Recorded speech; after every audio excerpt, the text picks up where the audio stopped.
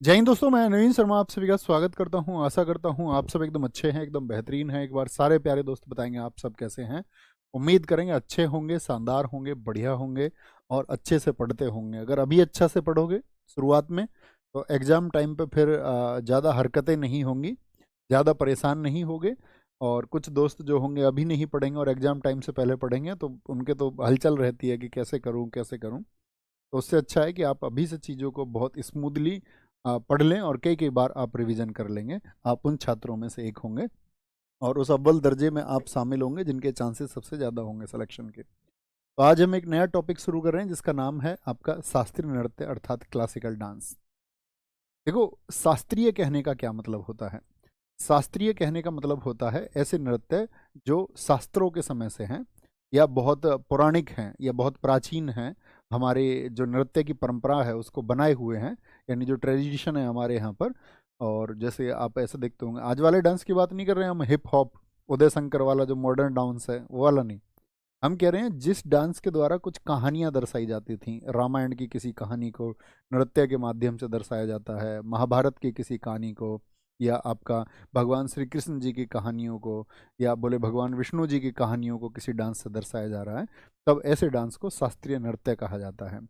और शास्त्रीय नृत्यों की कुल संख्या कितनी है, एग्जाम में खूब पूछा जाता है। तो पहले तो हम जानेंगे वो 8 शास्त्रीय नृत्य कौन कौन से हैं, नवा किसको कहा जाता है, और भविष्य में शायद वही होगा नौवा भी। साथ में फिर हमको जानना होगा कि उनके बारे में बहुत विस्तार से कि भाई कौन सा नृत्य कहाँ का है। और फिर उसके बाद में हम जानेंगे उन नृत्यों से संबंधित कलाकार कौन कौन से हैं, उस डांस से रिलेटेड जो आर्टिस्ट या डांसर्स हैं उनको हम जानेंगे। कुछ डांस स्कूल्स को हमको जानना होगा इसमें। तो ये हमारे टॉपिक रहेंगे इस चैप्टर, जिनको हमें पढ़ना है इस चैप्टर में, है ना। बहुत ध्यान से, तो आप बहुत ध्यान से पढ़ना इसको। और ये वो टॉपिक है जो बड़े शांत होकर के, इसमें ट्रिक्स का कोई लेना देना नहीं है इस वाले टॉपिक में। ये बहुत शांति से पढ़ना पड़ता है और बहुत अच्छे से आप पढ़ेंगे यही उम्मीद करेंगे। आज़ाद कुमार, आशीष, प्रभाकर सिंह, संगीता, कृष्णा ढाकरे, खुशी, आलोक, दीपक, मंगल, सुहानी शुक्ला, काजल देशमुख, सारे प्यारे बच्चों का बहुत स्वागत है। तो शुरू करते हैं, है ना। शुरू करेंगे भाई। आते हैं सबसे पहले यहाँ पर, कौन सा टॉपिक है, शास्त्रीय नृत्य। शास्त्रीय नृत्य विधाएं, इसको हम बोलेंगे क्लासिकल डांस। क्या बोलेंगे इसको,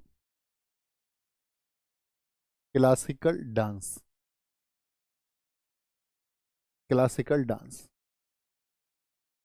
देखो, शास्त्रीय नृत्यों के बारे में हमको कैसे पता चला। तो सबसे पहले शास्त्रीय नृत्यों के बारे में जानकारी भरत मुनि के नाट्य शास्त्र में मिलती है। एसएससी का कोई ऐसा एग्जाम नहीं है जिसमें यह ना पूछा गया हो कि नाट्य शास्त्र को किसने लिखा है। नाट्य शास्त्र एक बुक है जिसके राइटर हैं भरत मुनि। और भरत मुनि ने जब नाट्य शास्त्र को लिखा तो उन्होंने बताया कि भारत में जो शास्त्रीय नृत्यों के बारे में, लेकिन शास्त्रीय नृत्यों की संख्या ऐसा नहीं बताई उन्होंने कि भाई कितनी है, तो क्योंकि बहुत प्राचीन पुस्तक है। क्योंकि कुछ शास्त्रीय नृत्य तो ऐसे हैं जो सन 2000 में जुड़ा, जैसे सत्रिया हमारा तो सन 2000 में जुड़ा। तो उन्होंने प्राचीन नृत्यों के बारे में बताया कि कैसे नृत्य होता है। उन्होंने मन की स्थितियों के बारे में भी बताया था। मन की स्थितियां जैसे आप जब हंसते हो, सोचिए, जब आप हंसते हो तो आ, आपके अंदर कौन सा रस पैदा होता है। तो आप कहेंगे हास्य रस पैदा होगा। आप गुस्सा भी तो करते हो, और क्या क्या करते हैं आप बताओ। रौद्र रस पैदा होता है। जब आप किसी बच्चे को देखते हैं, माँ के अंदर वात्सल्य रस पैदा होता है। जब आप अपनी प्रेमिका को देखते हैं तो मतलब एक प्रेमी, आप छोड़िए, जब एक प्रेमी अपनी प्रेमिका को देखता है तो उसके अंदर एक श्रृंगार रस पैदा होता है। उसमें भी दो तरह के, एक श्रृंगार तो जुड़ने वाला होता है, संयोग श्रृंगार। एक प्रेमिका अगर छोड़ के जा रही हो, ब्रेकअप हो गया हो, सेपरेशन हो गया हो, अलगाव हो गया हो, तो वियोग, वियोग का मतलब छोड़ना हो गया। ठीक है। एक होता है स्थिति को देख करके कि भाई मैं लड़ूंगा, इसको बोलते हैं वीर रस। कहते हैं छात्र के अंदर वीरता का रस होना चाहिए, ठीक है, साहस वाला। एक किसी चीज को देख के आपको बहुत घृणा हो जाएगी, जुगुप्सा जैसी स्थिति, कि आप हेट करने लग जाओगे, यार ये नहीं होना चाहिए।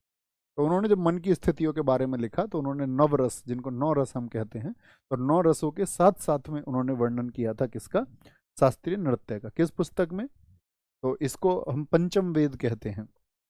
हिस्ट्री में आप पढ़ोगे भारत के इतिहास में कि जो वेदों की संख्या कितनी है। देखो, वेदों की संख्या 5 मत लिख देना कि भैया ने पंचम वेद बताया था। तो आप कहेंगे वेदों की संख्या तो 4 है।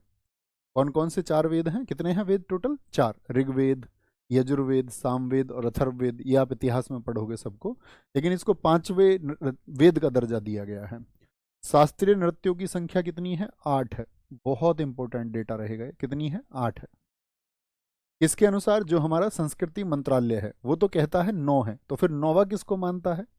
लेकिन जो हमारा संगीत नाटक अकादमी है, इसको बोलेंगे SNA, संगीत नाटक अकादमी मानता है 8। भैया एग्जाम में 8 और 9 दोनों लिखे आएंगे, तो हमको किसको लिखना है? तो आपको लिखना है संगीत नाटक अकादमी। कौन सा? 8। संस्कृति मंत्रालय अगर शब्द लिख देगा, पूछे संस्कृति मंत्रालय के अनुसार, तो जो हमारा जो कल्चरल मिनिस्ट्री है, बोले अकॉर्डिंग टू कल्चरल मिनिस्ट्री, तभी 9 लिखना है, नहीं तो क्या लिखेंगे सारे लोग बोले। अगर वो कुछ नहीं देता और पूछे आपसे शास्त्रीय नृत्य की संख्या कितनी है, तो क्या आंसर आएगा? 8 आंसर आएगा, 8। साहित्य जो आपका साथी संगीत नाटक अकादमी, इसकी स्थापना कब हुई थी? 28 जनवरी 1953 को दिल्ली में। ठीक है, संगीत नाटक अकादमी, ये इसका इस्टेब्लिशमेंट ईयर है कि इसकी स्थापना कब हुई थी। क्या बोला मैंने आपसे? मैंने कहा ध्यान से पढ़ना है। जो लोग कमेंट में व्यस्त हैं, अभी भी कमेंट कर रहे हैं, उनके कुछ पल्ले नहीं पड़ेगा। आप अपना सिलेक्शन खो दोगे, मैं हर रोज बताऊंगा आपको इस बात को। लेकिन जो साथी चुपचाप बैठे हुए हैं, बहुत ध्यान से पढ़ रहे हैं कॉपी पेन लेकर के, वो एक बार आंसर करें। क्या बताया मैंने आपको कि भारत में जो शास्त्रीय नृत्य उनके बारे में कौन सी पुस्तक बताती है? नाट्य शास्त्र। किसने लिखी? किसने लिखी नाट्य शास्त्र? भरत मुनि ने। और उसको क्या बोलते हैं? कौन सा वेद माना जाता है? पंचम वेद। पंचम वेद। शास्त्रीय नृत्य कितने हैं? 8। किसके अनुसार है 8? किसके अनुसार? तो संगीत नाटक अकादमी के अनुसार। 9 किसके अनुसार? संस्कृत मंत्रालय के अनुसार। और संस्कृति मंत्रालय 9वां किसको मानता है? छऊ को। छऊ को। क्या बोला था? 9वां किसको मानता है? वो छऊ को। अच्छा फटाफट से आंसर करो। मैंने बताया था छऊ अमूर्त सांस्कृतिक विरासत, इंटेंजिबल कल्चरल हेरिटेज में शामिल है या नहीं है? सोचिए। हाँ भैया, याद है, कालबेलिया और छऊ दोनों 2010 में चुने गए थे। किस वर्ष में? 2010 में। ठीक है। छऊ को, क्योंकि अभी इसको पूरी तरह से, क्या इसको बताओ मुझे, छऊ को मानता है क्या आपका संगीत नाटक अकादमी? आप कहेंगे नहीं, इसीलिए इसको बोलते हैं सेमी क्लासिकल डांस, अर्ध शास्त्रीय नृत्य। कौन सा ऐसा डांस है जिसको अर्ध शास्त्रीय यानी सेमी क्लासिकल माना जाता है? छऊ को माना जाता है। ये मैं आपको बता चुका हूँ। छऊ को यूनेस्को में 2010 में शामिल किया गया। छऊ कितनी तरह का होता है? 3 तरह का। एक मयूरभंज छऊ। मयूर, मयूर। कौन कौन नोट्स बना लेता है क्लास से पहले? थम्स अप करो। इसके नोट्स आपको कल मिल गए होंगे। नोट्स बनाए थे। मयूरभंज छऊ, ये कहाँ पर? उड़ीसा में। सरायकेला छऊ झारखंड में। पुरुलिया छऊ पश्चिम बंगाल। देखो ध्यान से, मयूर को कैसे याद रखेंगे? मयूर क्या करता है? मयूर तो भैया उड़ जाता है। मयूर मोर को ही तो बोलते हैं, हाँ या ना? हाँ जी, मयूर तो उड़ जाता है। पुरुलिया पश्चिम बंगाल में है। बंगाल का रूट वर्ड हमारा क्या होता है बताना? बंगाल को हम हमेशा क्या बोलते हैं? बंगला। जब आप बंगला खरीदने जाओगे, बंगला आधा लोगे या पूरा लोगे? तो बंगला अगर किसी ने लिया है तो भैया पूरा ही लिया होगा। तो पुरुलिया छऊ कहाँ का है? पुरुलिया छऊ बंगाल का, पश्चिम बंगाल का। मयूर उड़ने का काम उड़ीसा, और सरायकेला छऊ झारखंड का। तो कितने छऊ हैं? 3 हैं। छऊ कितने स्टेट्स में होता है? 3 स्टेट्स में होता है। क्या छऊ एक शास्त्रीय नृत्य है? नहीं भैया, अर्ध शास्त्रीय, आधा शास्त्रीय, क्योंकि अभी उसको पूरी तरह से एक्सेप्ट नहीं किया है। सिर्फ एक मंत्रालय, संस्कृति मंत्रालय उसको मानता है। तो कितने बोलेंगे भैया? वो आपका सेमी क्लासिकल है, अर्ध शास्त्रीय है। ओके, आगे आते हैं। अब बात आई, हम तो सेमी क्लासिकल तो जान गए, लेकिन मैंने बताया शास्त्रीय कितने? तो शास्त्रीय 8 है। शास्त्रीय कितने? 8। और 9वां ये कौन सा है? ये है आपका सेमी क्लासिकल, अर्ध शास्त्रीय। अर्ध शास्त्रीय। भारत का मैप मैंने आपसे रिक्वेस्ट की थी, आपके सामने होना चाहिए। भारत का मैप आपके पास आ चुका। किस किस ने माना? बोलोगे भी फटाफट से। शास्त्रीय नृत्य और संबंधित राज्य, स्टेट। भरतनाट्यम एक है, भरतनाट्यम। ओडिसी, मणिपुरी, कुचिपुड़ी, कथक, कथकली, मोहिनीअट्टम और सत्रिया। भरतनाट्यम तमिलनाडु का है, ओडिसी ओडिशा का है, मणिपुरी मणिपुर का है, कुचिपुड़ी आंध्र प्रदेश का है, कथक उत्तर प्रदेश का है, कथकली केरला का है, मोहिनीअट्टम केरल का है, सत्रिया असम का है। ये हैं हमारे 8 शास्त्रीय नृत्य। देखो क्वेश्चन क्या पूछा जाएगा एग्जाम में। एग्जाम में पूछा जाएगा मणिपुरी शास्त्रीय नृत्य का संबंध किस राज्य से है। मणिपुरी, देखो मणिपुरी का संबंध मणिपुर से, याद करने में एफर्ट ही नहीं लगेगा इसमें तो। ओडिसी का संबंध, नाम ही आ गया कहाँ से, ओडिशा से। कुचिपुड़ी, इसको याद रख लो, कच्ची पूड़ी, कच्ची पूड़ी। कच्ची पूड़ी तुम खा लोगे क्या, आंखों से देख के नहीं भैया, कच्ची पूड़ी को तो अंधा ही खा सकता है। कच्ची पूड़ी कौन खा सकता है, आंध्रा को हम हमेशा क्या बोलते हैं, अंधा, अंधा। कथक, कौन, यूपी के थकते नहीं है, यूपी में बोलते हैं सब कौन थक गया, यूपी में थकते नहीं है, ठीक है, किसी भी चीज में नहीं थकते। कथकली, केरल, के ले, के ले, एक जैसे ही नाम है, देखो कथकली कहाँ का है, केरला का, कथकली केरला का। मोहिनी अट्टम केरल का, मोहिनी अट्टम, देखो एक रूट याद करा रहा हूँ, याद रख लो, जहां कहीं पर भी डबल टे आएगा वो पहचान है ज्यादातर कहाँ की, केरल की। कुछ अलग में अलग भी होंगी तो उनको उनके तरीके से याद कराऊंगा, लेकिन आपके दिमाग में सेट हो जाएंगे अंत तक। बताओ जी, जिनमें डबल टे आएगी उनको क्या बोलोगे, डबल टे, वो केरल से रिलेट करके रखने, रूट वर्ड है इसका। सत्रिया, सत्रिया असम, याद रख लेना, सत्र जो होते हैं वो संसद में होते हैं, सत्र कभी भी शाम में नहीं होते, यह याद रख लेना, सत्र आज शाम को होगा। सत्रिया, यह याद रख लो, शत्रु को आज शाम को देखेंगे। सबसे नया कौन सा है, सत्रिया। सत्रिया पहले नहीं था भैया, नहीं, 2000 तक नहीं था, सन 2000 में भारत सरकार ने सत्रिया को अनाउंस किया है। तो सबसे नया कौन सा हो गया, सत्रिया। अब मैं आपसे पूछूं, अगर ये 2000 में जुड़ा तो ये कितना पुराना हो गया। तो ये मत कह देना भैया ये 25 वर्ष पुराना है, 25 साल पहले जुड़ा। ये है तो बहुत पहले से, लेकिन इसको शास्त्रीय नृत्य घोषित किया गया है, याद रख लेना हमेशा, अपने नोट्स में लिखना। 500 वर्ष पुराना है ये, कितना है, 500 वर्ष पुराना, यानी सन 1500 के आसपास में इसको शुरू किया गया था। अभी बताएंगे किसने शुरू किया, श्रीमद शंकर नारायण ने इसके लिए कैसे प्रयास किए थे, जब हम विस्तार से जानेंगे। भैया भरतनाट्यम को आपने सबसे पुराना कहा, तो ये कितना पुराना है, 2000 वर्ष पुराना है आज से, लगभग 2000 वर्ष पुराना है। कितने साल पुराना है, 2000 साल पुराना है। भरतनाट्यम को कैसे याद रखेंगे, भरत जी किससे मिले थे, भरत जी से याद रख लेना, भरत मिलाप तो सब जानते हो, भगवान श्री राम जी से मिले थे भरत जी, तो भरत मिलाप तो भैया हम सब ने सुना है। तो मिलान से कभी भी नाम आएगा तो मिलन, तमिलनाडु, मिलन, मिलन किसका हुआ था, भरत का, ठीक है, या ऐसे याद रख लो, तुम मिलना भरत से, कोई दिक्कत। नवे को हम बता ही चुके 3 राज्यों में। अब मुझे बताओ जरा, आपने अगर ध्यान से सुना, पश्चिम बंगाल में कौन सा छऊ, पुरुलिया छऊ, झारखंड में सरायकेला छऊ, ओडिशा में कौन सा होगा, ओडिशा में मयूरभंज छऊ।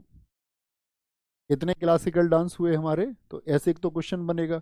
एक बनता है दोस्त इनकी स्थिति से, अब ध्यान से देखना, जो तमिलनाडु है ये भारत में किधर पड़ता है, भारत के मैप में बताओ, भारत के नक्शे में तमिलनाडु कहाँ पर है, तो आप कहोगे तमिलनाडु भैया यहाँ साउथ में है, यानी कि जो भरतनाट्यम होता है वो साउथ में होता है, कहाँ पर, साउथ में। उड़ीसा को आप देखोगे, उड़ीसा नक्शे में यहाँ पर दिखेगा साउथ ईस्ट में, कहाँ पर है ओडिसी आपका, साउथ ईस्ट, यानी कि साउथ ईस्ट समझते हो या नहीं समझते इतना भी। देखो सभी दिशाओं को हम ऐसे बोलते हैं भारत में, ये भारत का उत्तर है, ये दक्षिण है, ये भारत का पूर्व है, और ये पश्चिम है। नक्शे में हमेशा देखना ऐसे, एन फॉर नॉर्थ यानी कि उत्तर, एस फॉर साउथ यानी कि दक्षिण, ई फॉर ईस्ट यानी कि पूरब, और वेस्ट यानी कि पश्चिम। अब आप बताओ मुझे, मणिपुर किधर पड़ता है भारत में, तो मणिपुर पड़ेगा इधर नॉर्थ ईस्ट में, उत्तर पूर्व में। देखना भारत को ऐसे बांट लेना बीच से, तो क्या बोलोगे, यहाँ पर देखना उत्तर पूर्व यानी नॉर्थ, नॉर्थ तो ऊपर हो गया, और यहाँ पर क्या है आपका ई और ईस्ट, तो नॉर्थ और ईस्ट के बीच में यानी नॉर्थ ईस्ट। मणिपुर कहाँ पर पड़ता है, उत्तर भारत में, उत्तर भारत में क्या नहीं, उत्तर पूर्व भारत में। आंध्र प्रदेश देखो कहाँ पर है, आंध्र प्रदेश नक्शे में दिखाई देगा यहाँ पर, आंध्र प्रदेश कहाँ पर पड़ेगा, यानी साउथ इंडिया में अभी है, साउथ में। उत्तर प्रदेश, इसका तो नाम ही उत्तर है, तो ये कहाँ पर है, नॉर्थ इंडिया में। केरल कहाँ पर है, केरल यहाँ पर है, केरल क्या बोलोगे? ये साउथ में है। केरल ये कहाँ पर है? ये साउथ में है। असम कहाँ पर पड़ता है? असम देखोगे तो यहाँ पर नॉर्थ ईस्ट में। असम कहाँ पर है? नॉर्थ ईस्ट में।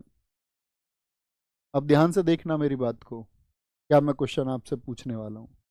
पहले बताओ, वह कौन सा शास्त्रीय नृत्य है, वह कौन से शास्त्रीय नृत्य हैं जो एक राज्य से संबंध रखते हैं? या ऐसा कौन सा राज्य है जिसमें दो शास्त्रीय नृत्य हैं? बताओ जरा फटाफट से।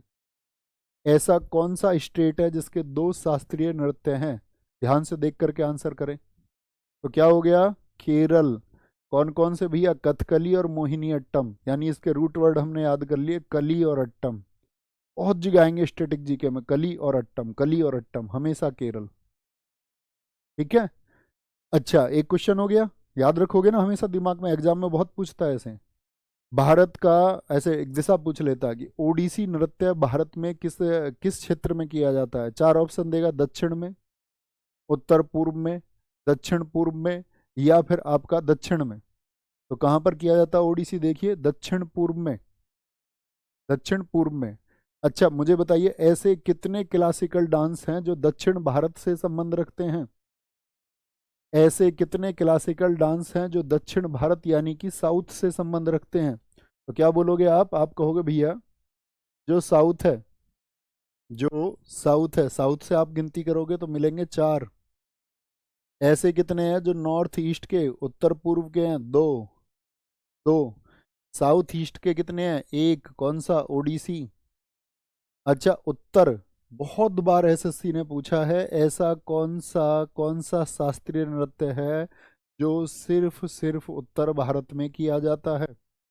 नॉर्थ इंडिया का सिर्फ एक है। और कहाँ पे होगा ये नॉर्थ इंडिया में? देखना जरा, उत्तर प्रदेश। तो भैया नॉर्थ में उत्तर प्रदेश के अलावा भी कहीं पर होता है? राजस्थान के कुछ क्षेत्रों में भी होता है। किन क्षेत्रों में होता है बताओ?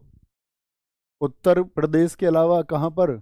राजस्थान के कुछ क्षेत्रों में भी, राजस्थान के कुछ क्षेत्रों में होता है, राजस्थान के कुछ क्षेत्रों में, in some areas of Rajasthan, in some areas of Rajasthan. सुन पा रहे हैं मेरी बात? समझ पा रहे हैं?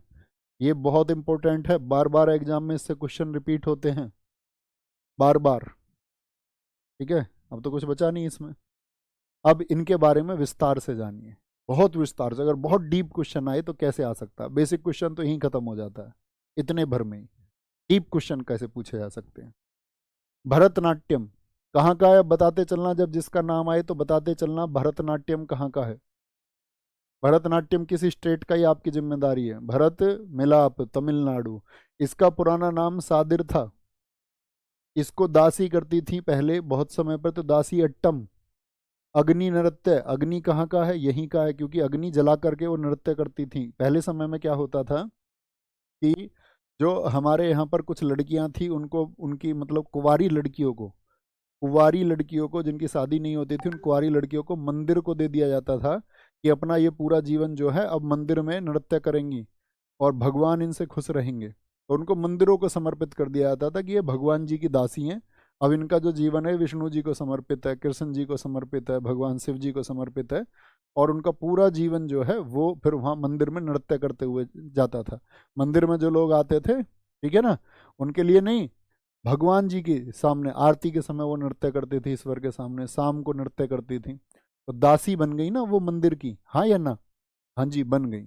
तो अंग्रेजों ने देखा भारत में आके ऐसी प्रथाओं को, अरे ये क्या बवाल कर रहे हैं, ईश्वर क्या ऐसे खुश होंगे कि एक बच्चे ने अपना जीवन मंदिर में उनके सामने नृत्य, ईश्वर क्या ये चाहेंगे कि उनके सामने कोई डांस करे? ईश्वर क्या इस बात से खुश होंगे कि किसी ने अपना पूरी जिंदगी मेरे सामने नृत्य करते हुए गुजार दी? नहीं। ईश्वर तो सबके जीवन को ऐसा चाहेंगे ना कि भाई बड़ा सुखमय जीवन व्यतीत हो, किसी प्रकार की बंदिशें ना हो उसके ऊपर। तो अंग्रेजों ने इस पर रोक लगा दी थी 1910 में, भरतनाट्यम पर। तो बहुत बार पूछा जाता है वह कौन सा क्लासिकल डांस है जिसको अंग्रेजों ने रोक, जिस पर अंग्रेजों ने रोक लगा दी थी? भरतनाट्यम। दो किताबें इसके बारे में बताती हैं, शिल्पादिकारम, इसको आगे आगे पढ़ोगे। शिल्पादिकारम को एक तमिल के राइटर थे इलंगो अदिगल, उन्होंने लिखा है। अभिनय दर्पण, इसके राइटर हैं नंदीकेश्वर। इसके राइटर हैं नंदिकेश्वर, नंदिकेश्वर। और ये तमिल की एक बुक है, तमिल बुक है आपका। इसके राइटर हैं आपका इलिंगो अदिगल। और शानदार कहानी है इसकी, इलिंगो अदिगल। शिल्पादिकारम की बहुत शानदार कहानी है। ठीक है, शिल्पादिकारम इसको बोलते हैं हम, शिल्पादिकारम को। नुपुर की कहानी, एक पायल की कहानी। दरअसल में एक आपका व्यापारी था साउथ में, दक्षिण में। उसकी पत्नी का नाम था आपका कन्नगी, और उसकी प्रेमिका का नाम था माधवी। व्यापारी का नाम था कोवलन। बड़ा अच्छा उसका व्यापार था, लेकिन वो अपनी पत्नी के साथ बहुत अच्छे से रहता था, कन्नगी के साथ में। लेकिन उसको प्रेम हो जाता है साउथ की एक लड़की में, मतलब तमिलनाडु में बाजार में वो जाता है तो एक लड़की से, उससे नाचने वाली लड़की से उसको प्रेम हो जाता है, जिसका नाम था माधवी। और फिर उसका मन वहीं लग जाता है, अपना सारा पैसा धन जो कुछ भी था सब बर्बाद कर देता है उसके पीछे। और जब सब कुछ लुट जाता है उसका, तो वापस अपनी पत्नी के पास आकर के अपनी पत्नी को कहानी सुनाता है। कहता है कि मुझसे तो जो है इस तरह से भूल हुई और मैं पश्चाताप करना चाहता हूँ। उसकी पत्नी के पास भी अब ज़्यादा कुछ नहीं बचा था देने को। तो उसकी पत्नी ने क्या कहा, अपनी एक पायल, पैर की पायल, क्योंकि वो भी आपका उस समय, मतलब वो पहले सेठ था, अच्छा व्यापार था उसका, तो वो पायल भी काफ़ी कीमती थी। तो उस पायल को क्या बोलते हैं जो पैर में पहनी जाती है, नुपुर। तो उसी पायल यानी नुपुर की कहानी है शिल्पादिकारम। तो उसने वो पायल उसको दी कि भाई तुम इसको बाजार में बेच करके और फिर से अपना जो है कारोबार बढ़ा लो। लेकिन जैसे ही वो बाजार में उसको बेचने गया, तो वहाँ के जो राजा था उस क्षेत्र का, आप इतिहास में पढ़ोगे अगर सर आपको या मैम आपको कहानी सुनाएंगी तो, नहीं तो हम जब पढ़ाएंगे 2.0 में तब सुनाएंगे आपको कहानी। तो वहाँ पे क्या हुआ कि आपका जो दक्षिण में चेर चोल पांड्य हैं, वहाँ पर वो गया बाजार में, और रानी की पायल भी खो गई। अब संयोग से ऐसा हुआ कि रानी की जैसी पायल थी ऐसी ही इसकी पत्नी कन्नगी की पायल थी। तो उधर तो बहुत हल्ला हो रखा था कि भाई रानी की पायल चोरी हो गई है, रानी की पायल चोरी हो गई है। तो सबने क्या किया कि भाई एक काम करो, जब जैसे ही कोई आए इसको बेचने वगैरह के लिए तो उसको पकड़ा जाए। अब ये बेचारा बाजार में पहुंच गया, इसको दबोच लिया। दबोच लिया तो आपका पूछा गया कि भाई कहाँ से ये पायल आई है तुमसे, तो उसने कहा नहीं ये तो मेरी पत्नी की पायल है। राजा इतना उदंडी था, वो अपनी रानी के प्रेम में इतना पागल था कि जाते ही मृत्यु दंड सुना दिया उसको कि भाई इसको मृत्यु दंड दे दो। उसकी पत्नी को पता चला कि उसके पति को तो मृत्यु दंड दे दिया गया है। उसने बहुत श्राप दिए उस समय उस साम्राज्य को, और ये कहा कि तुम्हारा जो वंश है ये नष्ट हो जाएगा। और साथ में अपनी दूसरी पायल दिखाई कि ये देखो दूसरी पायल मेरे पास में है। और रानी को बुलाया गया कि दूसरी पायल ये तो इनके पास में है इसकी। तो उस रानी ने भी कहा हाँ ये तो थोड़ा बहुत बारीक अंतर है इसमें, तो ये मेरी पायल नहीं है। राजा ने भी क्षमा मांगी, लेकिन उसने श्राप दे दिया, कहते वो साम्राज्य खत्म हो गया। और दक्षिण में बड़ी पूजा होती है कन्नगी की। आप कभी भी देखेंगे वहां पर जा करके, तो दक्षिण की जो पार्वती है वो कन्नगी देवी हैं। उसी व्यापारी की पत्नी को दक्षिण में बहुत पूजा जाता है। तो ये कहानी लिखी है उसी में, उस जो नाचने वाली का वर्णन आया, तो वहां पर वर्णन आता है किसका, भरतनाट्यम का। ठीक है, यह मंदिरों को समर्पित है। मैंने कहा दासी करती थी यहाँ पर। शैव धर्म के विचारों को ये दर्शाता है। शैव का मतलब जो लोग भगवान शिव जी को मानते हैं तो उनको कहते हैं शैव। अच्छा, जो लोग भगवान विष्णु को मानते हैं उनको क्या कहा जाता है, जो लोग भगवान विष्णु को मानने वाले हैं उनको कहा जाता है वैष्णव। क्या बोलेंगे, उनको वैष्णव कहा जाता है। नृत्य का जो आरंभ होगा, भाई कोई भी डांस शुरू करोगा, भाई नागिन डांस तो है नहीं तुम्हारा डीजे का कि कैसे भी जाके कर दो। ये शास्त्रीय है। शास्त्रीय का मतलब इसके स्टेप्स फिक्स हैं कि शुरुआत में कौन सा होगा, तक था, बाद में कौन सा होगा, अंत कहाँ पर होगा। तो इनके जो स्टेप्स हैं वो आपका फिक्स है। ठीक है, ये ऐसे नहीं है आपकी तरह जाके आपने जाके और सीधे मतलब कुछ भी आप करने लग जाओ, ऐसा नहीं होगा। शास्त्रीय नृत्य का मतलब है उसके जो चरण है वो एकदम से चरणबद्ध तरीके से किया जाएगा। ठीक है, नृत्य का आरंभ आला रिपू से होता है। तो पहला स्टेप कौन सा होता है इसका, आला रिपू। मोस्ट इंपोर्टेंट, एग्जाम्स में बहुत पूछा जाता है। जिस चीज को मैं इंपोर्टेंट लिख दूं उसको भूलना मत कभी भी। एक तो आला रिपू देवताओं को समर्पित है, तो देवताओं का आह्वान किया जाता है कि देवताओं आ जाओ। तिल्लाना अंत होता है इस पर। तो इसका जो शुरुआत है और जो अंत है वो मत भूलना। देखो ऐसे तो इसके बहुत सारे भाग हैं, लेकिन हमको क्या याद रखना है, शुरुआत और अंत। याद कैसे करोगे, भरतनाट्यम में भारत आने के लिए हम सबसे बोलते हैं नहीं बोलते कि भारत आओ भारत आओ, तो आने में शुरुआत करनी आवाहन, आ से आवाहन बुलाना, क्या बोलोगे, इनवोकेशन, किसी को बुलाना। और तिल्लाना यानी कि अंत हो गया, क्या हो गया, अंत हो गया, अंत। तो जब आना तो ये लाना, भारत आना तो ये लाना, आना और लाना, आ से आला रिपु और लाना से तिल्लाना। तिल्लाना को हम कई बार थिल्लाना भी कहते हैं, ठीक है, तिल्लाना भी। बहुत बढ़िया, बहुत शानदार। अनिरुद्ध जी कह रहे हैं सर मैं वादा करता हूँ कमेंट ऐसा नहीं हो सकता, बिल्कुल नहीं करूँगा, लेकिन कभी कभी करूँगा। ठीक है, फिर सही है।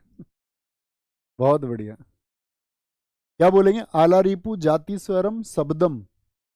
अब ऐसे याद रखना, भरतनाट्यम था ना ये हमारा, भरतनाट्यम में बार बार आ जाता है, क्या है ये हमारा, भरतनाट्यम। ऐसे याद रखना, देखो यहाँ लिख देते हैं भरतनाट्यम।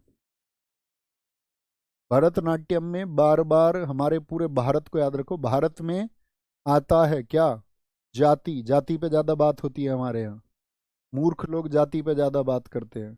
शब्द, जाति के जैसे शब्द बहुत आते हैं हमारे यहाँ, वर्ण के जैसे शब्द बहुत आते हैं, ठीक है। आ जाति शब्द वर्ण, और फिर क्या है, पदम, और फिर थिल्लाना। ऐसे कुछ याद करके याद रखें। 6 स्टेप्स हैं, बाकी कहानी नहीं याद रखनी है किसमें क्या होता है क्या नहीं होता है। 6 स्टेप, पहला और अंतिम स्टेप नहीं भूलेंगे। पहला स्टेप कौन सा, आला रिपु, अंतिम कौन सा, अंतिम कौन सा, अंतिम कौन सा। बहुत बढ़िया। सर जी हमको अभी पीडीएफ नहीं मिले, बेटा पिछली क्लासेस देखो, उनमें बता रखा पीडीएफ कहाँ मिलेगी और कैसे मिलेगी। हर रोज नहीं बताएंगे इस बारे में, पिछली क्लासेस करो प्यारे साथी। उन बच्चों को बहुत डिस्टरबेंस होता है जो आपसे पहले जान चुके होते हैं। आप एक तो लेट एंटर करते हैं और फिर क्लास को डिस्टर्ब भी करते हैं, ऐसा ना करें प्लीज़। क्योंकि जो बच्चा बहुत ध्यान से पढ़ रहा है, अगर मैं अतिरिक्त बातें करूंगा तो उस बच्चे को क्या है, डिस्टरबेंस होता है। तो अतिरिक्त बातें नहीं करनी है कभी भी, और ना कभी आप ऐसे बातों का प्रयोग करें कि मुझे अतिरिक्त बातें करनी पड़े। ये मेरी आपसे प्रार्थना है। यदि आप मुझे भाई मानते हैं तो मैं आपकी सफलता तक आपके साथ हूँ। और जैसे एक भाई अपने किसी भाई या बहन को सफल देख करके खुश होता है, उतना ही खुश मैं भी होता हूँ जब कभी छात्र सफल होते हैं। और एक गुरु के लिए इससे बड़ी कोई सफलता भी नहीं होती। तो मैं ये मानता हूँ कि वो मेरे घर में सिलेक्शन आया है, क्योंकि आप सेलेक्ट होंगे तो हमारा भविष्य आपके भविष्य पर निर्भर करता है, और यही आरडब्ल्यूए की पहचान भी है। तो मैं सिर्फ आपसे विनती करूंगा, आप इन चीज़ों के लिए कभी भी ऐसा माहौल ना क्रिएट करें, है ना। फिर पढ़ाई से मतलब रखें, नहीं तो फिर आपको मैं नज़रअंदाज करूंगा, जो मैं नहीं चाहता कि मैं किसी को नज़रअंदाज करूं। ओके। नाट्य स्वरूप, नाट्य रूप का स्वरूप पाने वाला भारत का पहला शास्त्रीय नृत्य है, ये तो मैं आपको बता चुका, ये पहला शास्त्रीय नृत्य है। इसमें जब डांस होता है तो एक मुद्रा बनती है, कटका मुख हस्त मुद्रा। एग्जाम में क्वेश्चन आएगा, कटका मुख हस्त मुद्रा का संबंध किससे, भरतनाट्यम से। इसमें 3 उंगलियों को जोड़ करके ओम का प्रतीक बनाया जाता, ओम का। ओम, ओम का मतलब कौन से ईश्वर को है, ओम बताना जरा। कटका मुख हस्त मुद्रा, हस्त मतलब हाथ, हाथ से एक मुद्रा बनाई जाती है, ठीक है, जो कैसी होती है, ओम की जैसी। ओम कौन से भगवान जी के लिए हैं, ओम भैया भगवान शिव के लिए। तो बताया ना आपको यहाँ पर कि ये शैव धर्म के विचारों की प्रस्तुति है, इसीलिए क्या बनेगा, ओम। तो शैव धर्म किससे, भरतनाट्यम से। तो ओम कभी भी पूछे कटका हस्त मुद्रा, तो हाथ से मुद्रा कहाँ पर, भरतनाट्यम में। नृत्यकांत तिल्लाना या थिल्लाना पर होता है। नट्टूवार, देखो नाम आया भरतनाट्यम, तो नाट्यम और नट्टू एक जैसे शब्द है या नहीं है। भाई जब कोई नृत्य है तो उसको सिखाने वाला भी तो होगा, एक सिखाने वाला भी होता है। तो ये भरतनाट्यम का शिक्षक होता है, टीचर भी यही है। और जब जिसको टीचर को अपने स्टूडेंट को ये सिखा देता है, और स्टूडेंट जब डांस करता है तो उस समय ये कविता बोलता है, कविता। धुन के लिए कर्नाटक संगीत का प्रयोग होता है। कभी भी पूछेगा भरतनाट्यम में कौन सा म्यूजिक, कर्नाटक संगीत। अब भैया ये कर्नाटक संगीत क्या होता है, हिंदुस्तान में 2 तरह के संगीत होते हैं, एक उत्तर भारत का, एक दक्षिण भारत का। उत्तर भारत के संगीत को बोलते हैं हिंदुस्तानी संगीत। कौन सा संगीत होता है नॉर्थ में, हिंदुस्तानी। और दक्षिण भारत में कर्नाटक कहाँ पर पड़ता है? दक्षिण में। तो कर्नाटक यानी कि दक्षिण से याद रख लेना, कर्नाटक संगीत। और इसमें एकल कलाकार, एकल कलाकार मतलब अकेला कलाकार के द्वारा बहुत सारी भूमिका की जाती है, जिसे एक आहार्य, मतलब एक ही आदमी बहुत सारे आहारियों यानी बहुत सारे एक्ट्स को करके दिखाता है। इसमें बहुत सारे एक्ट्स किसके द्वारा प्ले होते हैं? सिंगल वन के द्वारा, सिंगल वन के द्वारा। भरतनाट्यम की शैली है कला क्षेत्र वजू दूर नहीं, वजूवुर है, वजूवुर, वजूवुर लिखना है इसको, वजूवुर। और कला मंडलम, कुछ चार नाम दे देगा आपको, कभी भी कहेगा कौन सी भरतनाट्यम की शैली नहीं है, कौन सी भरतनाट्यम की शैली नहीं है, तो क्या बोल देगा? कला क्षेत्र दे देगा, वजूवुर दे देगा, कला मंडलम दे देगा, संकीर्तन दे देगा। तो क्या संकीर्तन है? यस और नो? आप कहेंगे नो। तीन शैली हैं, कौन कौन सी? कला क्षेत्र, वजूवुर, कला मंडलम। भारतीय संगीत के दो भाग होते हैं, उत्तर भारत में जो है हिंदुस्तानी संगीत होता है, अभी आपको बताया। दक्षिण भारत में कौन सा संगीत होता है? कर्नाटक संगीत। ये बहुत पूछे जाते हैं, दक्षिण भारत में कौन सा संगीत आयोजित होता है। इस डांस में जो म्यूजिकल इंस्ट्रूमेंट मृदंगम ढोलक जैसा होता है, वीणा माँ सरस्वती जी के पास आपने देखा हो, बांसुरी कृष्ण जी के पास आपने देखी होगी, आदि। ठीक है। भरतनाट्यम पर ब्रिटिश सरकार ने 1910 में, भाई 1947 तक किसका राज था भारत पर? भारत एक उपनिवेश था ब्रिटेन का। 1910 में प्रतिबंध लगाया। भरतनाट्यम के चित्र चिदम्बरम मंदिर तमिलनाडु के गोपुरम पर स्थित है। गोपुरम क्या होता है? मंदिर संरचना जब आप पढ़ोगे तो मैं ही बताऊंगा आपको, अभी बस याद रखो गोपुरम। हमको मंदिरों की, मठों की संरचना भी जाननी है। ठीक है। तो क्या बोलेंगे? भरतनाट्यम के चित्र कहाँ पर मिलते हैं? चिदम्बरम मंदिर तमिलनाडु के गोपुरम पर स्थित हैं। ठीक है, बात समझ में आई? सर जी मैं तो इतना सारा याद नहीं कर पाऊंगी। बेटा बिल्कुल नहीं कर पाओगी, आप समझ पा सकते हैं हम, आपके दिमाग की स्थिति है, मस्तिष्क की स्थिति। जिसने अपने मस्तिष्क को ये तैयार कर लिया कि हाँ आई कैन डू एवरीथिंग, वो कर जाता है। जिसने अपने दिमाग में शुरुआत के 4 दिन में ही ये रख लिया कि ये तो मैं नहीं कर पाऊंगा, तो वो नहीं कर पाते हैं। सारा खेल खुद पर विश्वास का है। 8 साल के बच्चे आदिगुरु शंकराचार्य ने बहुत सारे शास्त्र याद कर लिए, अगर वो शुरुआत में ये बोल देता कि नहीं, या वो शुरुआत में बोल देते कि नहीं मैं नहीं कर पाऊंगा, तो वो कभी जीवन में नहीं कर पाते। या रामभद्राचार्य जी ने लाखों श्लोक याद किए, तो वो आपका अभ्यास से, परिश्रम से याद किए। किसी भी दुनिया में इसमें किसी ने भी याद किया है तो परिश्रम से। मेरे बच्चे, मेरी बेटी, मेरी गुड़िया, अगर आप नहीं कर पाओगी तो दुनिया में ऐसा नहीं होगा कि करने वाले लोग खत्म हो जाएंगे। जिसको करना होगा वो करके रहेगा, और वो करके आएगा, वो जॉब भी लेगा और सब कुछ याद भी करेगा। जो ये सोचेगा, क्योंकि ऐसे बहुत सारे लोग हैं जो गिव अप कर देते हैं, छोड़ देते हैं, कुछ दिन पढ़ेंगे फिर छोड़ देंगे, क्योंकि इस दुनिया में सभी लोग एक जैसे नहीं हो सकते। बिजनेसमैन भी आप में से कोई होगा, आप में से ही कल कोई अधिकारी होंगे। अभी तो अभाव है, एक नौकरी लेनी है, कल आप बहुत अच्छे से पढ़ेंगे। इस देश में ऐसा भी हुआ, दिल्ली पुलिस कांस्टेबल जब आप जाएंगे दिल्ली पुलिस में, तो विजय सिंह आईपीएस बने। वो पहले दिल्ली पुलिस में सिपाही थे, लेकिन बाद में वो आईपीएस बने। तो बहुत सारे छात्र ऐसे होंगे जो ग्रुप ए सर्विसेज तक जाएंगे, वो कितनी मेहनत करेंगे उस पर निर्भर करेगा। बहुत सारे विभिन्न पदों में जाएंगे, कुछ नेता बन जाएंगे आप में से भविष्य में, और कुछ ठेला भी लगाएंगे आप में से भविष्य में, ये भी होगा, ऐसा नहीं है। आप में से कुछ दूध का काम भी करेंगे कल को, और मजबूरी है कल को कुछ प्राइवेट जॉब, तो हर तरह का वर्ग होगा। लेकिन आप किस स्थिति में पहुंचोगे ये तय आप करोगे, आपकी मेहनत करेगी, इतना बता सकता हूं सिर्फ। क्योंकि ये जो मैं पढ़ा रहा हूं, मैंने बहुत सारे स्टूडेंट्स देखे हैं, वो फिंगर टिप्स इसको रखते हैं। फिंगर टिप्स, आप नहीं, आपसे पहले हजारों स्टूडेंट्स, हजारों कामयाब स्टूडेंट्स। क्या बोला? भरतनाट्यम किसको भैया सादर बोलते? मंदिरों को समर्पित है। दासी अट्टम इसको बोलते हैं, अग्नि जला के होता, अग्नि नृत्य। मंदिरों को समर्पित क्यों है? क्योंकि मंदिरों को समर्पित कर दिया कुंवारी लड़कियों को। कहाँ पर? भरतनाट्यम में। अंग्रेजों ने इस पर रोक लगाई, बताओ किस वर्ष में? 1910 में। अंग्रेजों ने देखा ना यार ये क्या बला है। और इसमें क्या होगा, शुरुआत कहाँ से होती है? मैंने बताया था आपको, शुरुआत होती है कहाँ से? शुरुआत बताओ, आला रीपू से। आला रीपू के बाद में दूसरा स्टेप क्या होता है बताना? आला रीपू भैया जाति होता है, फिर जाति आपका जाति स्वरम, फिर शब्दम होता है, फिर वर्णम होता है, फिर पदम होता है, और अंत में थिल्लाना। थिल्लाना पर अंत हो जाता है। मैं क्या कहीं से याद करके आया क्या इनको? आपके साथ ही याद करते करते हो गए। आपके साथ याद करते करते, पहले मुझे भी नहीं याद थे, है ना। तो क्या बोलेंगे? 6। तो खुद पे विश्वास रखना बच्चों, ऑलवेज, क्योंकि आपने अगर खुद के ऊपर विश्वास नहीं किया ना तो फिर दुनिया में कोई आपके काम नहीं आ सकता, कोई कोई हेल्प नहीं कर पाएगा। और बिटिया तुम पे ज़्यादा जिम्मेदारी होती है, तुम्हारा लड़कों का सिलेक्शन घर संभालता है, लड़कियों का सिलेक्शन समाज को संभालता है। लड़कियों पे जिम्मेदारी ज़्यादा है, जब आपका सिलेक्शन होगा तो आपके सिलेक्शन के साथ में उन लड़कियों के लिए राह खुलेगी जिनको कोई पढ़ने नहीं दे रहा था कि हाँ लड़कियां कुछ नहीं कर सकती। आपको तो ज़्यादा ताकत से लड़ना है ना। आला रीपू 6 हो गए। क्या बोला? कौन सी मुद्रा? कटका हुस्त मुद्रा। टीचर नट्टू, नाट्यम से रिलेट करके याद रखो, नाम भूल जाओगे थोड़ा बहुत क्या होगा, लेकिन रिलेट करके रखो ना नाट्यम से। अंत तिल्लाना पर।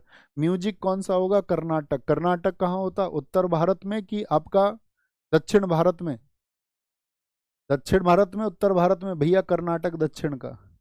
आगे आ जाओ। ओडिसी, बताओ ओडिसी किस स्टेट में होता है? ओडिसी, ओडिसी ओडिशा में होता है, ओडिशा में होता है। इसके जो गुरु हैं पंकज चरण दास, इनको कहा जाता है ओडिसी नृत्य का जनक। देखो जब आपके उड़ान, आप पक्षी तो हो नहीं, ओडिशा को हम क्या बोलते हैं? उड़ान। तो आप पक्षी तो हो नहीं, तो उड़ान कैसे भरोगे? आपके तो पैर है, चरणों से उड़ान भरनी है। चरण नाम के जितने भी व्यक्ति होंगे वो ओडिसी से संबंधित होंगे। जब हम आपको याद कराएंगे कल शायद कि आपका ये आपका आर्टिस्ट जो इससे जुड़े हुए हैं, तब हम इसको पढ़ेंगे। ठीक है, क्लासिकल डांस 3 दिन में होगा, एक तो आज, एक इसके कलाकार, ठीक है, आज पूरा नहीं हो पाएगा, दूसरा कलाकार, और तीसरी क्लास में क्या होगा? इसके जो स्कूल्स हैं, तो कलाकार और स्कूल्स तीसरी तक खत्म होंगे।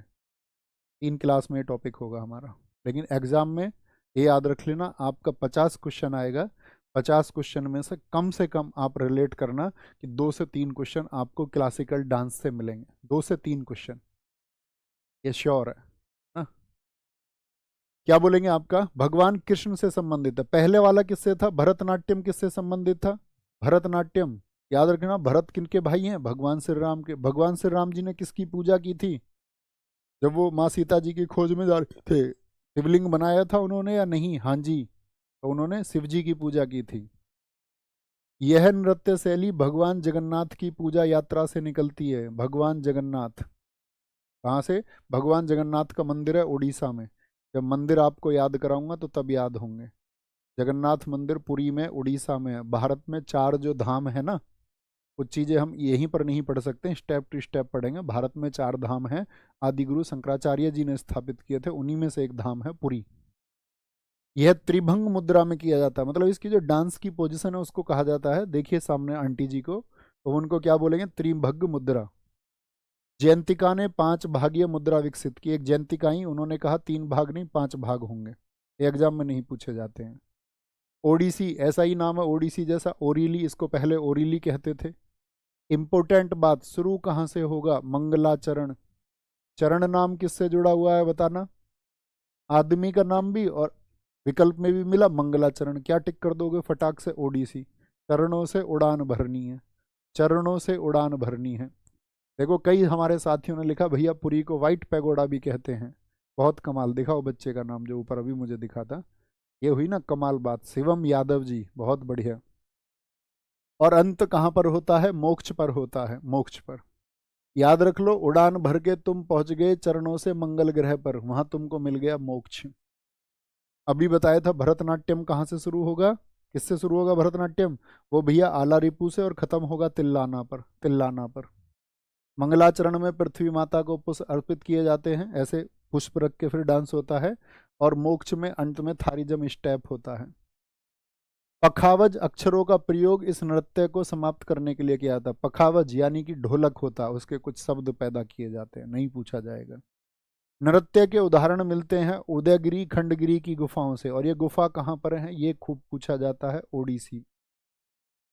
यानी कि आपसे पूछे उदयगिरी या खंडगिरी की गुफाएं, ज्योग्राफी में पढ़ोगे, ओडिशा में हैं। इस डांस को जो करते हैं उनको बोलते हैं मेहरी, तो उन्हीं को बोल जाता है यह नृत्य महारियों द्वारा किया जाता है। यह मेहरी शब्द याद रख लेना। मेहरी, क्या बोलोगे? मेहरी किसके द्वारा? मेहरी के द्वारा। नृत्यांगनाएं शरीर से एक जटिल ज्यामितीय पैटर्न बनाती हैं।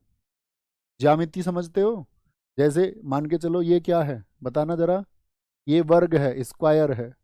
ये क्या है? ये आयत है। ये क्या है बताना? त्रिभुज है। ये क्या है? सर्कल है। तो ये सब ज्यामिति हैं। ऐसा ही शरीर से अभी मैंने आपको दिखाया था दीदी का, कि बताओ दीदी कैसे स्टेप कर रही थी, एक हाथ ऊपर था एक इधर। तो ये क्या है आपका? ये भी कुछ एक पैटर्न है ज्यामिति का। कुछ ना कुछ तो पैटर्न बनेगा, तो आप कहोगे हाँ भैया कुछ ना कुछ पैटर्न बनेगा।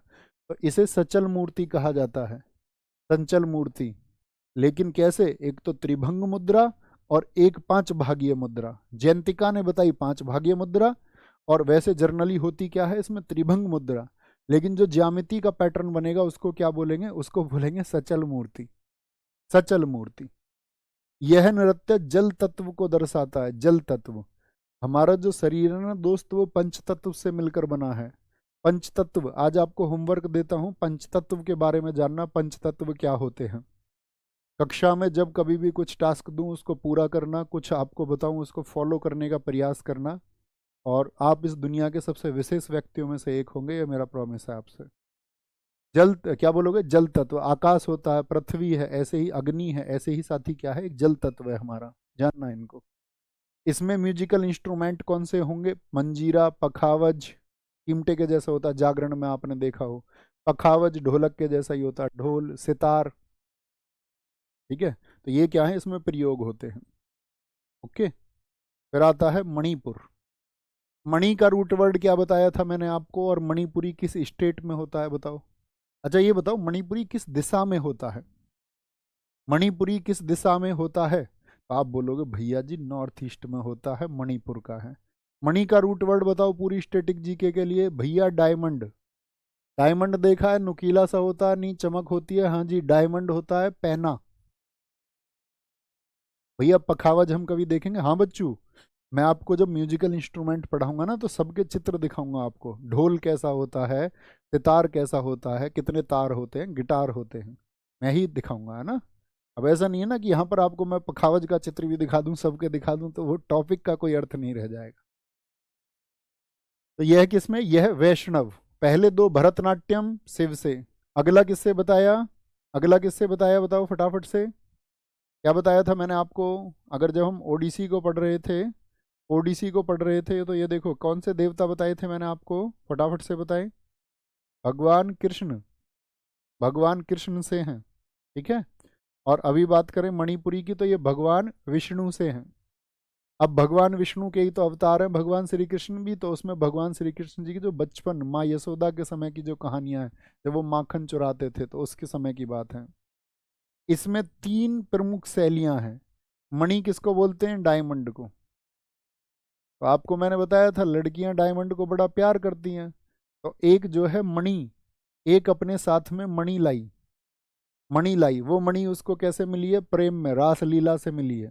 कैसे मिली है वो मणि? मणि, मणि लाई कहाँ से? रास लीला से। ठीक है। मतलब भाई रास लीला का मतलब क्या होता है? रास का मतलब होता है प्रेम, प्रेम की लीला। या तो उनके पति देव ने दी होगी, या फिर उनके चाहने वाले होंगे कोई, उन्होंने दी होगी। तो संकीर्तन, ठीक है। अब तो वो हर कीर्तन में जाके दिखाती है, देखो मेरे पास डायमंड की घड़ी है, डायमंड की, ऐसे दिखाती है सबको। तो तीन प्रमुख शैली, जैसे भरतनाट्यम में कला क्षेत्र आपका वाजुबुर बताई मैंने आपको, और कौन सी बताई थी तीसरी बताओ? कलामंडलम। मणिपुरी नृत्य रासलीला को पहली बार मणिपुरी को 1779 में, जैसे ओडिसी को पंकज चरण दास ने, निंगथो चिंगथांग खोम्बा ने शुरू किया था। नाम भूल जाना कोई दिक्कत नहीं, एक बार याद रख लो, एक चीज याद रख लो बस, क्या? खोम्बा। खोम्बा भाई, मणि को खो मत देना। खोम्बा, मणि को खो मत देना, तो खो से याद रख लो, खोम्बा याद रहेगा। ओके। स्कूल अभी मत पढ़ना, स्कूल में आपको जब इस क्लास को हम एंड करेंगे आर्टिस्ट को, तो तब बताऊंगा किस डांस को आगे बढ़ाने के लिए किसने कौन सा स्कूल खोला था। 7-8 स्कूल है, वहां पर आएगा जवाहरलाल नेहरू मणिपुरी नृत्य अकादमी मणिपुर में, वहीं पर बताऊंगा। अभी इसको महत्वपूर्ण भी नहीं मार्क करेंगे। इसमें जो म्यूजिकल इंस्ट्रूमेंट है वो पैना। तो मणि कैसी होती है भैया? डायमंड पैना होता है। इसमें नट गायन का प्रयोग होता है, नट गायन। अब देखो भैया, आपने जो पहले म्यूजिकल इंस्ट्रूमेंट आए थे उनको तो इम्पोर्टेंट नहीं लिखा था, इसी का क्यों? क्योंकि बच्चे जिसमें एक से ज़्यादा म्यूजिकल इंस्ट्रूमेंट प्रयोग हो रहे हैं तो उनको एग्जाम में कभी नहीं पूछेगा। ठीक है, उसमें आदि लिखा हुआ ना, उनमें 10-10 12-12 म्यूजिकल इंस्ट्रूमेंट प्रयोग होते हैं। जिसमें एक म्यूजिकल इंस्ट्रूमेंट प्रयोग होता है एग्जाम में उसके पूछे जाने के क्वेश्चन ज़्यादा हो जाते हैं। कई मेरे साथी, मेरे प्यारे बच्चे तो कलाकारों के नाम भी लिख रहे हैं। मणिपुरी में भैया आपका झावेरी बहनें, हाँ जी पढ़ेंगे 4 बहनें, दर्शना नैना रंजना सुवर्णा, उनके गुरु गुरु विपिन कुमार सिंह। पढ़ेंगे बच्चे, पढ़ेंगे। अरविंद कुमार जी, ऐसे छात्र मेरे साथ रहे तो कमाल कर देंगे। नृत्य, वाद्य यंत्र बजाना, गाना गाना, एक ही व्यक्ति करता है इसमें सारे काम। गाना भी खुद बजाएगा, गाना गाएगा, म्यूजिकल इंस्ट्रूमेंट भी, तो उस व्यक्ति को बोलते हैं पुंग चोलोम। क्या बोलेंगे? पुंग चोलोम। ठीक है भाई, बड़ा चालू आदमी है, सारे काम कर लेता है, चालोम। अब हमने आपको बताया मणिपुर, जागोई और चोलोम। जागोई और चोलोम, देखो चोलोम रूट वर्ड कहीं भी आएगा वो मणिपुरी से आएगा। तो मणिपुर से कैसे याद रखें भैया लंबे समय तक? मणि डायमंड है। अब लड़की को मिली थी मणि, उसने अपने दादाजी को दे दी ला करके, दादाजी ये मणि है और ये बहुत महंगी है, इसको देख लेना कोई चुरा ना ले। अब जो दादाजी होते हैं हमारे, आपको तो पता है कि वो तो भैया हर चीज़ को कैसे संभाल के रखते हैं, या दादी समझ लो कैसे संभाल के रखती हैं। तो भाई मणि के चक्कर में दादी जागी रहती हैं या दादाजी जागे रहते हैं। अब दादाजी कैसे जागते हैं? दादाजी तो रात को आपने देखे होंगे हुक्का हुक्का पीने लग जाते हैं, चिलम पीने लग जाते हैं, तो जागे रहते हैं, देखें गाँव में। हाँ जी, जागे रहते हैं, चिलम भर के बैठ जाते हैं। तो मणिपुर क्या बोलोगे? तो कई बार एग्जाम में क्वेश्चन आता है, जागोई किसका अंग है? मणिपुर। चोलोम किसका अंग है? मणिपुर। और सारे को कौन करता है? पुंग चोलोम, पुंग चोलोम, जो गाना बजाना सब कुछ करे। मणिपुरी नृत्य के 2 भाग हैं, ये 2 भाग हैं। इसमें 64 ताल दी जाती हैं अलग अलग तरह की, थक था ऐसी ताल बोलते हैं इनको। नागबंद मुद्रा किसमें है? क्या बोलोगे? नागबंद मुद्रा बहुत इंपॉर्टेंट है। इसमें शरीर को 8 आकार के वक्रों के माध्यम से मोड़ा जाता है। 8 वक्र, 8, अष्ट बोलते 8 को, वक्र। एक व्यक्ति हुए थे अष्टावक्र, जिन्होंने अपना महागीता ज्ञान दिया है। जो जो हमारा भगवत गीता का ज्ञान है उसके परे का ज्ञान है वो। ठीक है, अष्टावक्र महागीता कभी आप पढ़ना जब आगे जीवन में बड़े हो जाओ। जिसमें शरीर 8 के आकार में वक्रों के माध्यम से जुड़ा होता है। अष्टावक्र से याद रख लेना, उसको बोलते हैं नागबद्ध मुद्रा। किससे? मणि से। क्या बोलोगे? मणि से जुड़ी हुई है वो, मणि से, नागबंध। नाग याद है ना, बोलते ना नागमणि लेकर ही मानेगा भाई क्या। हमें तो हमारे दोस्त बचपन में बताते थे सुबह को इच्छाधारी नाग आता है और वो एक मणि को रखता है ओस में, और अगर वो मणि हमने चुरा ली तो फिर हमारे अंदर सारी शक्ति आ जाएंगी। तो हम तो जब सुबह को रनिंग करने जाते थे ना, तो हमने तो बहुत बार ढूंढ लिया जब हम छोटे थे, कसम से, कि कहीं ओस में सुबह सुबह, तुमने भी सुनी है ऐसी कोई कहानी या नहीं, कि सुबह सुबह नाग नाग एक मणि को रख के ले चला जाता है, इच्छाधारी नाग। हमने तो बहुत सुनी है भाई। नागमणि, मणि से याद रख लेना, क्या मणिपुरी में होता है नाग। याद रहेंगे ना ये नाम? पूछेगा नागबद्ध मुद्रा, आप सटाक से बता दो, 1 सेकंड नहीं लगेगा तुमको। इसमें कलाकार बेलनाकार स्कर्ट पहनते हैं, इसको यूटीआई बोलते हैं। क्या? यूटीआई। इसमें कलाकार कभी भी दर्शकों से सीधे आंख नहीं मिलाता है। तो आप सोच लेना, दर्शकों से आंख नहीं मिला रहा है, यानी कि आंख कहाँ है फिर? आंख तो सारी मणि पर है, कोई डायमंड को ना चुरा ले। दर्शकों से आंख नहीं मिला रहा है, याद रहेगा। एफर्ट लगाना इस तरह, ऐसा कुछ नहीं है जो आप याद ना कर पाओ, आप याद ना कर पाओ। आज के लिए इतना ही रहने देते हैं, कल हम बाकी के 5 को बहुत विस्तार से जानेंगे और फिर उनके कलाकारों को जानेंगे, धीरे धीरे बढ़ेंगे, कोई जल्दबाजी नहीं है हमको। ठीक है बॉस? सर मैं आपके गांव में आया था, मसौता। अच्छा, गांव भी ढूंढ लिया। मैं गांव में साथी ऐसे ही जाता हूँ रात बेरात।